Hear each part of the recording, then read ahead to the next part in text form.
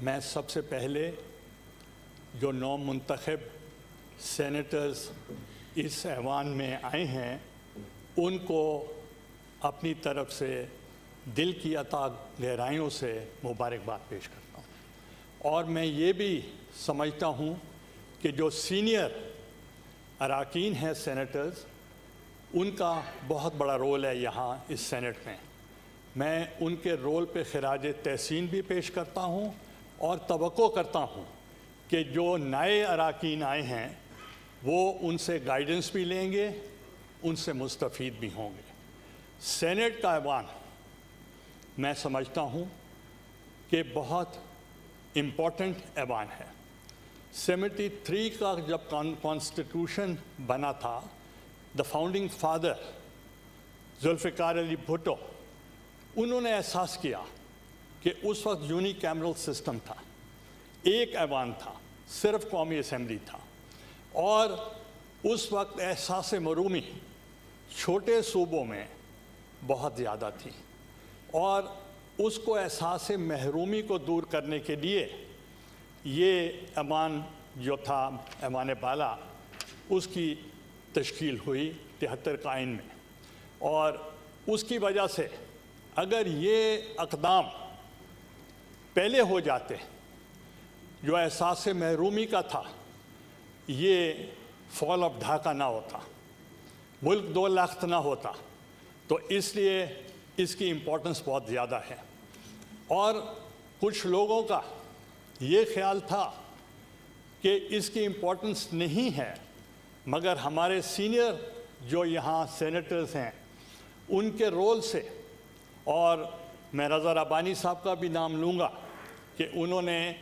ادھر قومی اسمبلی میں بھی اور ادھر بھی enhancement of the powers of the senate پر زور دیا، اور میں سمجھتا ہوں اس کو ہونا چاہیے۔ ایک جو یہاں لوگ سمجھتے ہیں کہ یہ جو سینیٹرز ہیں بڑی آسانی سے بن کر آ جاتے ہیں، اتنی آسانی نہیں ہے، یہ بڑا مشکل الیکشن ہے، اور چونکہ میں ساری زندگی ایم این اے کا الیکشن لڑتا رہا ہوں، اس لیے مجھے احساس نہیں تھا کہ سینٹ کا الیکشن جو ہے وہ کتنا مشکل ہے۔ اور آپ نے دیکھا ہوگا کہ جو جب تک میں وزیر اعظم رہا، اسپیکر قومی اسمبلی بھی رہا، 5 دفعہ وزیر بھی رہا، مجھے یہ احساس نہیں تھا کہ سینٹ کی سیٹ جو قومی اسمبلی کی ہے وہ کتنی امپورٹنٹ ہے۔ وہ ہمیشہ جو گورنمنٹ ان پاور ہوتی تھی وہ آٹومیٹیکلی وہ ان کے پاس چلی جاتی تھی۔ جب میں اس دفعہ الیکشن لڑا with the support of the P D M, تمام پولیٹیکل فورسز کے ساتھ، combined candidate of the P D M, اور میں نے دیکھا کہ ایک چائنیز سینگ ہے، when you climb a hill you see more hills to climb, اور درخواست دینے کے بعد جو الیکشن ہوا that was the mother of all elections.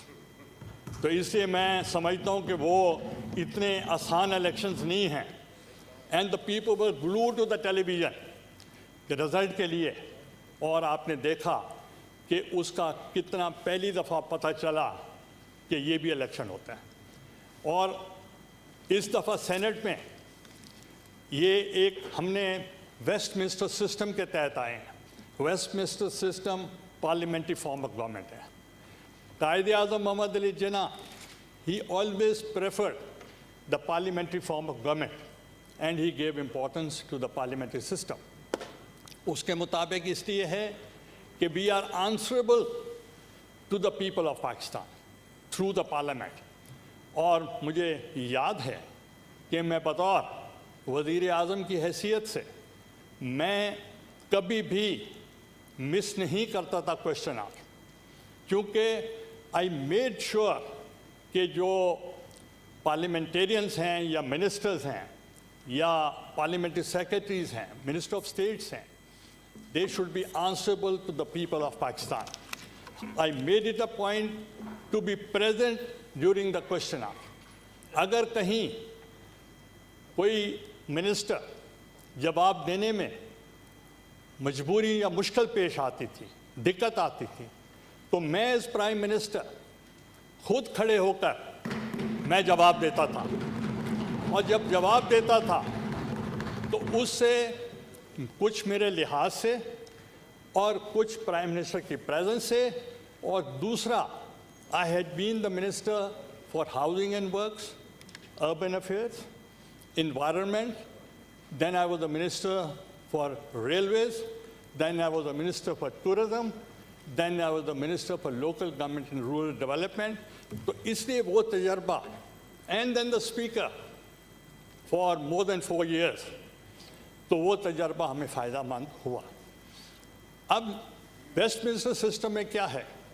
جو بھی سینئر موسٹ لائک اسپیکر، میرے ساتھ اسپیکر تھی ہاؤس آف کامنس کی lady Boothroyd, now she is a member of the House of Lords. اس لیے مجھے خوشی ہو رہی ہے کہ I have entered this house with a open heart, کہ میں اس ہاؤس میں انشاءاللہ I will carry everybody with me. I'll carry the opposition with me. اس لیے یہ ہمارا رول ہے، اور اس رول کے لیے کبھی کبھی مشکل ہو جاتی ہے from this side of the divide, کہ ان کو گورنمنٹ کی طرف سے کبھی بولنے میں اگر مشکل بھی ہوگی، ان کی ہم آواز بنیں گے، ہم ان کی طرف سے بھی بولیں گے، چونکہ ہمارا ملک ہے اور ملک کے مسائل ہمیں معلوم ہیں۔ جب پی ڈی ایم بنا تھا تو اس وقت جو بیسک فارمولا تھا وہ تھا کہ کانسٹیٹیوشنل رائٹس اور اکنامک رائٹس، ہیومن رائٹس، مہنگائی، بے روزگاری اور لیبر اور امپلائیز، خواتین، مائنورٹیز، کاشتکار، ہاری، ان سب کی ہم آواز بنے تھے، اور انشاءاللہ وہ آواز جاری رہے گی۔ اور جو بھی اس ملک میں جو تکالیف ہیں وہ آپ کو بھی ہیں، اس سائڈ پہ بھی ہیں، اس سائڈ پہ بھی ہیں، تو اس لیے ہمارا فرض ہے کہ ہم کوئی نوکری پیشہ تو ہیں نہیں، ہم تو پبلک کے لیے، پبلک انٹرسٹ کے لیے آئے ہیں۔ اس لیے ہمیں جو عوام کی جو امنگیں ہیں، جو ان کی ترجمانی ہے، وہ کرنا ہمارے فرائض میں شامل ہے۔ اور دوسرا، اختلاف رائے جمہوریت ہے، اس میں قطعاً ہمیں یہ خیال نہیں کرنا چاہیے کہ کسی نے آپ کے بارے میں یہ کہا، کسی نے آپ کے بارے میں یہ کہا۔ مقصد ٹو اچیو جو ہے وہ عوام کو ریلیف دینا ہے، اور عوام کو ریلیف دینے کے لیے ہم سب ایک ہیں، اور اس ایوان کے تقدس کے لیے، اس کی ڈگنیٹی کے لیے، اس کے آنر کے لیے انشاءاللہ ہم پوری تابش سے اور ہم خدمت کریں گے، یہ ہمارے فرائض میں ہے۔ اور مجھے شبلی فراز صاحب سے موقع ملا ملنے کا، آپ بیٹھے ہیں، تو انہوں نے ایک مجھے شعر سنایا، تو حالانکہ نیشنل اسمبلی میں تو بہت ذوق ہے، ادھر مجھے شو کیا جاتا تھا کہ یہاں زیادہ ایلڈرلی لوگ ہوتے ہیں، یہاں تو ینگسٹر زیادہ ہیں، یہاں تو نوجوان زیادہ ہیں، اور مجھے کہا جاتا تھا، I used to say, minorities and women, they are my constituency. کیونکہ women represent 51% of the population. اور اس کے لیے آج بھی میرا موقف اس ایوان میں بھی یہی ہے کہ minorities and women, they are my constituency. تو شبلی فراز صاحب نے ایک شعر مجھے سنایا، یوسف نہ تھے مگر سر بازار آ گئے، یوسف نہ تھے مگر سر بازار آ گئے، خوش فہمیاں یہ تھیں کہ خریدار آ گئے، آواز دے کر چھپ گئی ہر بار زندگی، ہم ایسے سادہ دل تھے کہ ہر بار آ گئے، اب دل میں حوصلہ نہ سکت بازوؤں میں ہے کہ اب کے مقابلے میں میرے یار آ گئے، ہم کج ادا چراغ کہ جب بھی ہوا چلی طاقوں کو چھوڑ کر سر دیوار آ گئے، سورج کی دوستی پہ